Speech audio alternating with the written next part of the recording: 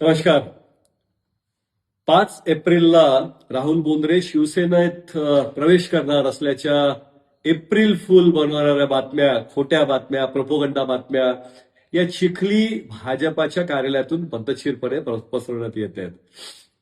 खरं तर अशा पद्धतीच्या खोट्या बातम्या चिखली भाजपाने अनेक वेळेस माझ्या बाबतीत पसरवण्याचा प्रयत्न केलाय.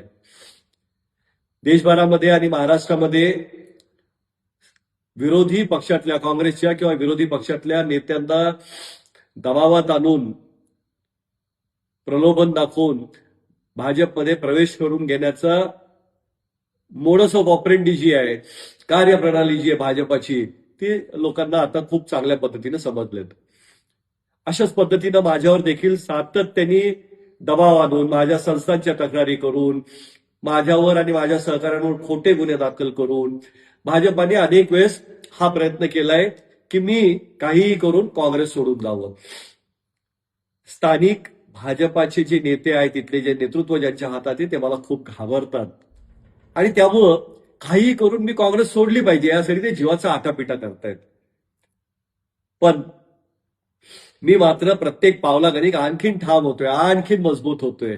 माझी इच्छाशक्ती आणखी वाढत चाललेली आहे आणि त्यामुळं मी काँग्रेस पक्ष सोडण्याचा प्रश्नच निर्माण होत नाही.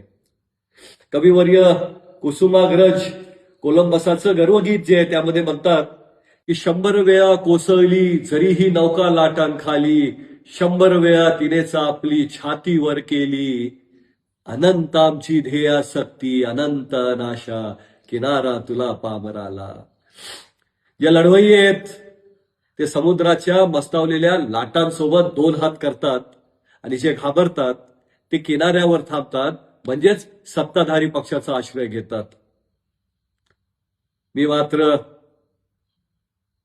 सत्ताधारी पक्षात न जाता माझ्या विचारांवर ठाम राहतो. मी माझ्या विचारांच्या सोबत प्रामाणिक आहे. राहुल बोंद्रेची पक्षनिष्ठा आणि राहुल बोंद्रेचा स्वाभिमान विक्रीसाठी उपलब्ध नाही. Not for sale. जय काँग्रेस. शिवशाहू फुले आंबेडकरांचा विजय असो.